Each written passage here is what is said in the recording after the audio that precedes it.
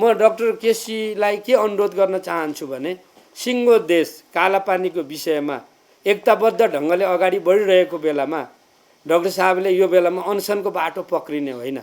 यतिखेर ऐन कार्यान्वयनमा सहयोग गर्ने हो।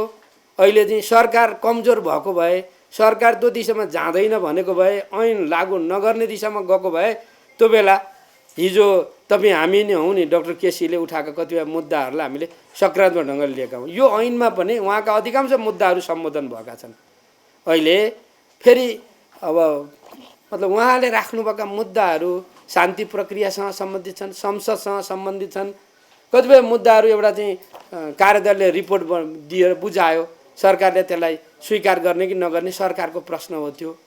हामी त यी कयौँ सवालहरू त संसदमा गइहाल्छन् क्या उहाँले राख्नुभएका मुद्दा। त्यही कारण म फेरि एकपटक उहाँलाई के अनुरोध गर्न चाहन्छु भन्दाखेरि मुलुकमा नयाँ बहस उठिरहेको बेलामा हामीले उहाँको स्वास्थ्यको कुरालाई ध्यान दिएर अन्य ढङ्गले हाम्रो ऊर्जा खर्च गर्ने वातावरण नबनाऊ म आग्रह गर्न चाहन्छु। तैपनि गृह मन्त्रालय, स्वास्थ्य मन्त्रालय मार्फत उहाँको स्वास्थ्य स्थितिहरूको बारेमा एकदम गम्भीर चासोहरू व्यक्त भएका छन्। अब उहाँको स्वास्थ्य धेरै राम्रो होइन र चाहिँ हामी उहाँलाई यो पनि अनुरोध गर्न चाहन्छौँ।